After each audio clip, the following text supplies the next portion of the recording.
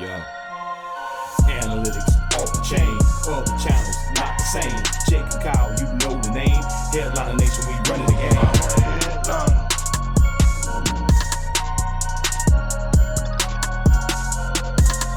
I'm a headliner.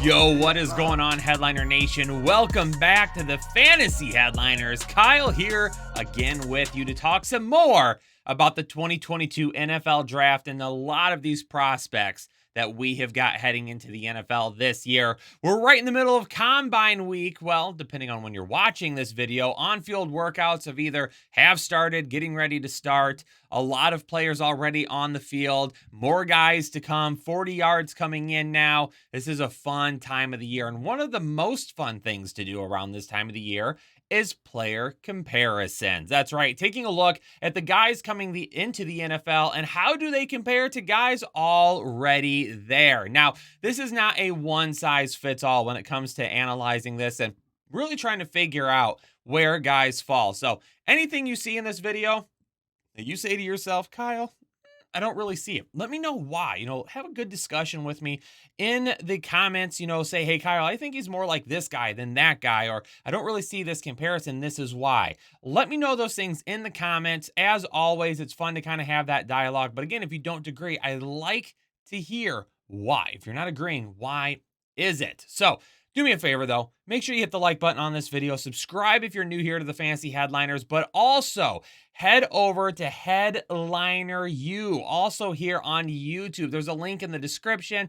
Chris Chouse, my boy over there, dropping even more college football knowledge than what we do here. Here at the Fantasy Headliners, we really talk about like that top end, the high functioning statistics that really go with the player, what we see on video and things like that. We're only scratching the surface here. Chris, he's taking that drill and going boom down to the center of the earth with tape breakdown, player analysis, specific player profiles. So if you're wanting to learn more about any of these guys here, more in depth, head to Headliner U after this video. Hit the subscribe button and stick around over there because it's going to be absolutely amazing content for you. But here's the thing, we got to get into this video, and the first guy up, it's going to be a guy that's moving very, very quickly up boards right now after a great Senior Bowl. That is Malik Willis, quarterback from Liberty. A couple of months ago, more than likely a majority of you didn't even know who Willis was or what his skill set was. Or if you would have heard that he's a quarterback out of Liberty, you would have said, okay, great. Why are we talking about him? But this is a guy that after his prep at the Senior Bowl and after some of the videos that you've seen of him at the Super Bowl practicing, and then after some of the meetings that they've had so far at the Combine where NFL owners, scouts, GMs, everybody are saying that they're getting blown away by this guy's attention to detail, the way he remembers different things as well. They say that he's got just a fantastic memory of certain plays and how things went down and what could or couldn't have happened and things of that nature. A lot of people are really blown away by how good Malik Willis has been kind of since his process started right before the Senior Bowl. So he's trending up right now. He's going really, really fast as well. A lot of people think that this is going to be a guy that's going to be the first overall quarterback taken. I've seen a couple of mocks having him go to my Detroit Lions, and I'm not loving that. I'm not loving that, but he is quickly becoming my quarterback one in this draft as well because of potential upside. Now, I don't know if I'm 100% on board the QB1 at this point, but we are going to continue to monitor it. I really want to see some of the things from his pro day, not taking part in everything at the Combine. He's going to wait for the pro day for a few different things. But Willis is definitely a guy that has played, that has looked better and better and better and better over the course of the last few weeks. And in terms of a comparison, somebody that I think that right now Willis really compares to, it's going to be Jalen Hurts for me. Now, this comparison could change based on several things as we move forward. But the reason I've got him as a comp to Jalen Hurts right now is because as a runner, he's not quite as dynamic as what Lamar Jackson is, but he's definitely a guy that can use his feet, extend the play, run a little bit if he needs to. He's going to be a guy that's going to pick up yards on the ground. He's going to be a dual threat and on the ground and in the air. So he really reminds me of Jalen Hurts that way. And the one thing, too, that I see right now is some potential inconsistencies. He's got a cannon. Malik Willis may have the strongest arm of any quarterback in the draft right now. He's got an absolute cannon. But there are some inconsistency issues with the accuracy and with the throwing motion that he's just going to have to clean up. There's some things that he's going to have to clean up. Throwing off the back foot a little too much right now, but he's going to have to, clean up these things that are 100% coachable. So for me and Malik Willis, really what it is for me is I've got to have somebody that is, for me to take him as high as what they're talking about right now, I feel like I've got to have somebody that's a little bit more NFL ready. And for me, Malik Willis quite isn't at that point. I do think that he is a guy that could start sometime in year 2 and be okay. But still, some of those inconsistency issues could plague him.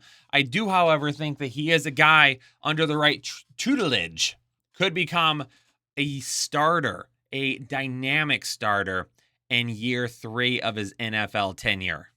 Now let's head over to the defensive side of the ball, talking about Jermaine Johnson, edge rusher out of Florida State University. And this guy is actually going to be compared to somebody that used to roam the field in the same jersey. And that's going to be one of my favorite draft prospects that I ever watched tape on and was a lot higher than most people. I remember getting a lot of negative feedback on my stance on Brian Burns a couple of years ago. I said that this guy was a top 10 pick. He was going to go somewhere close to that. I absolutely loved him. And Carolina ended up spending that first round pick and brought him in. And I see a lot of the same things with their game. I see a lot of the same things that really translate over. Now, here's the thing. Burns was coming out not a very raw prospect, because you did see some of the things on the field where he used to win battles that would translate well to the NFL. He just needed to clean some of those things up, but it was the raw athletic ability and the raw talent and the measurables that really said this is a guy that could absolutely be a first-round pick. And Jermaine Johnson is the same way. He's got the measurables. He's got the instinct. He's got a lot of the things that cannot be coached. It's just some of those technique things that we got to clean up. You're not going to be able to bull rush a guy and knock him on his butt every single time. We got to learn to swing out, win the battle with your arms, be the first point to contact. There's a lot of different things that he could do to get a little bit better. There are some things in that talent kit that he has that are just a little bit raw still at this point that we need to coach up a little bit. But he's trending up as well right now with a really good combine. He could be looking at a top 15 draft pick, I think. Should absolutely go in the first round unless something were to happen to really knock teams off of him before then. But if he goes to the right team with a good defensive coordinator, with a good defensive line coach, with veterans around him, I think he could learn very, very quickly to clean up some of those things and be a difference maker on the defensive side of the football within a year, if not quicker. And 2022 definitely could be a guy that puts up 5-6 sacks as a rotational player. And then again, when he cleans those things up, he's going to be out there every down. Next guy up, this is going to be a fun comparison, and I'm not sure 100% are going to agree here. I've seen a lot of people talk about Treylon Burks and saying, you know what, with Burks, I see Mike Evans. And that's not a bad comparison, because I guess I'm kind of going the same way, but I'm going a little bit more old school with Andre Johnson. Treylon Burks is going to be a guy that is just going to win. Simple as that. He is going to win, and he is going to win a lot. The dude is a physical specimen on the outside.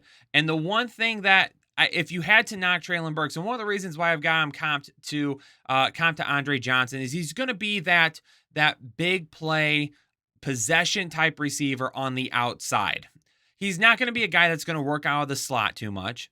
He's not going to be a guy that's going to beat some of the quicker cornerbacks based on footwork and acceleration alone, but he's going to be a guy that with his physicality and some of his breakaway speed is going to pull away from guys.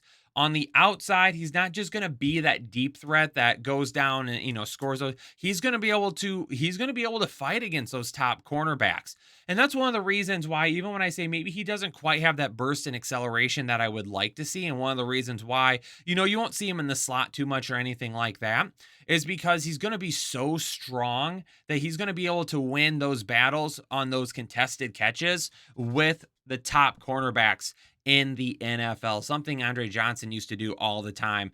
Definitely love Burks. I think he is a guy that, again, with his on-field performance is going to just stand out all over the place this year. He's quickly becoming the wide receiver 1 for a lot of people. He's still wide receiver 2 for me right now. Garrett Wilson is still my wide receiver 1 as of this moment. Obviously, things could change, but Treylon Burks is going to be a guy that's going to win a lot of battles in the NFL. He's going to put up a lot of touchdowns, and he is going to produce. Now, let's just cross our fingers that he goes to the right team for that to happen.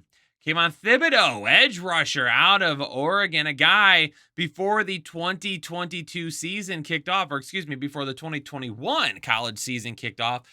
You could have made a bet that Thibodeaux was going to be the number 1 overall, that this was the guy that was going to be the number 1 overall. Sam Howell was a guy that was kind of looked at as that before his down year this year. Of course, not all on him. But when you take a look at Thibodeaux, I'm making a little bit more of, I don't want to say a leap, but maybe a connection that a whole lot of other people are not making.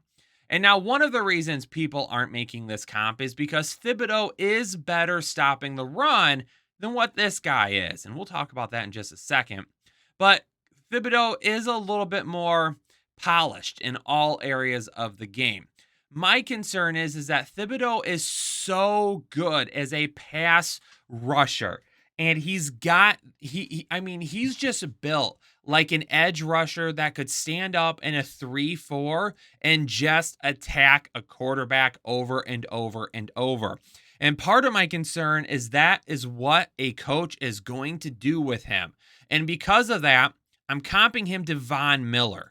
Because I could see a point where he does go to a potential 3-4. He stands up on the outside on a constant basis and really uses his speed, his technique, and his power to get after the quarterback.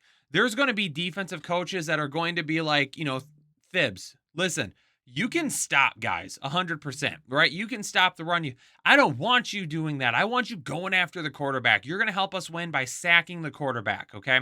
And I think that could happen with Thibs at this point because he is the type of player that can absolutely do that. Now, if he goes to a team that runs more of a 4-3 or a little bit of a defense that you do see them change a little bit back and forth, really keep teams on their toes as kind of a multiple defense. If you see that, then Thibs, he probably has his hand in the ground a little bit more. Now, that might not happen as much as you see with Von Miller, but again, putting him on the outside as a pure edge rusher, really having him get to the quarterback, use that technique, that speed, that burst, that acceleration, the strength, everything that he has to really become that player. My only concern is that turns him one-dimensional. I don't want to see him become a one-dimensional NFL edge rusher, but there is an opportunity for that to happen depending on where the team, what team he goes to. And if it does happen, he's going to become more like Von Miller than anybody else.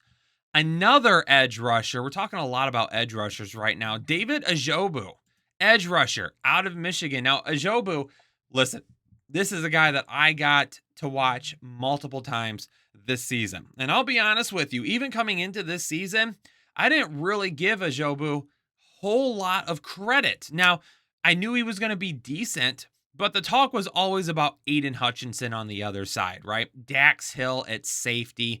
It was those guys that were really being talked about the most. And then Ojabo comes out here and absolutely flashes the skill set needed for edge rushers in the NFL. Now, his comparison, kind of goes two ways. And I don't want this to be a situation where you look at it and say, Kyle, is this the only reason that you compared these two?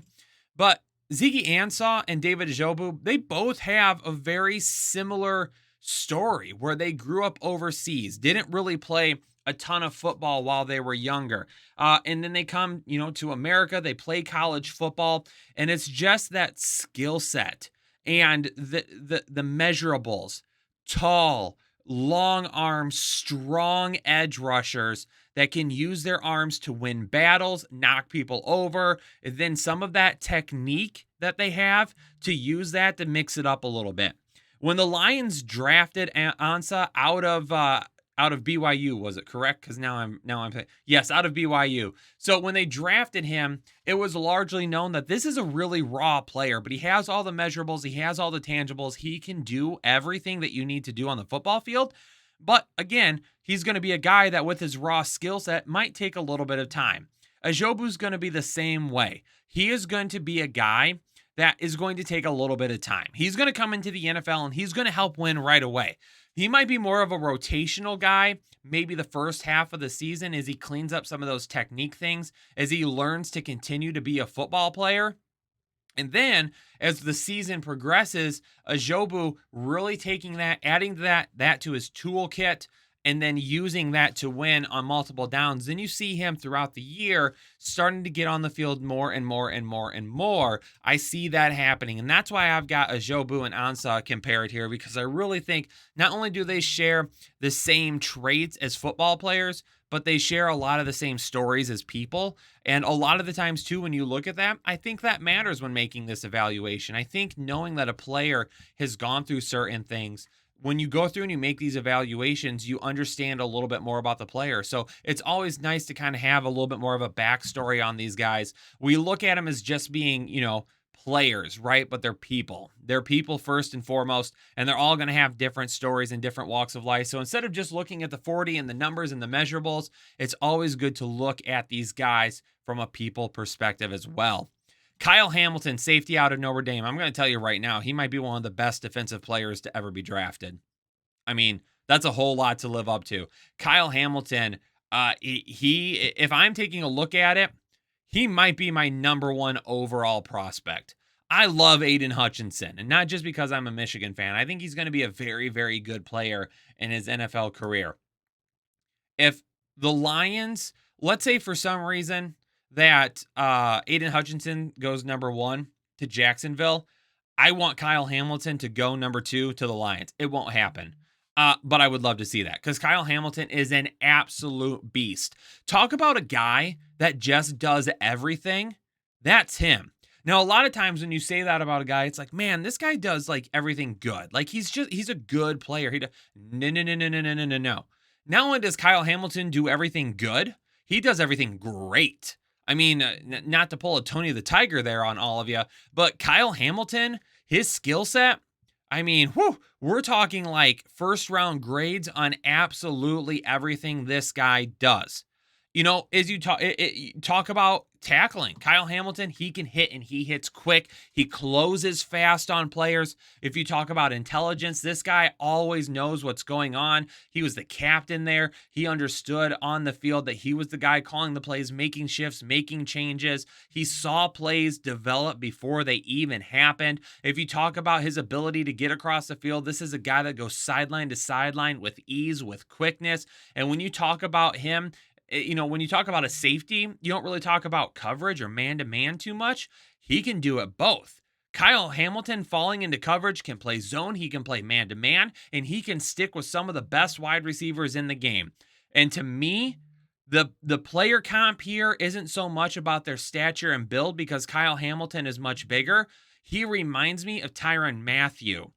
That is who I'm comping him to. He is a bigger Mathieu because he does everything that Mathieu does. And one of the things that has made Mathieu so good throughout his NFL career is his ability to do all of that, to move into the slot and cover a slot wide receiver, to play zone, to attack the quarterback in a pass rush, to play back and keep his eyes on the quarterback, to do all of these things, to read plays, to read the offense, to read the defense, to know these things. A leader, the intangibles there of being a leader and knowing what's happening on the football field. That's Kyle Hamilton and Tyrann Mathieu are exactly the same person.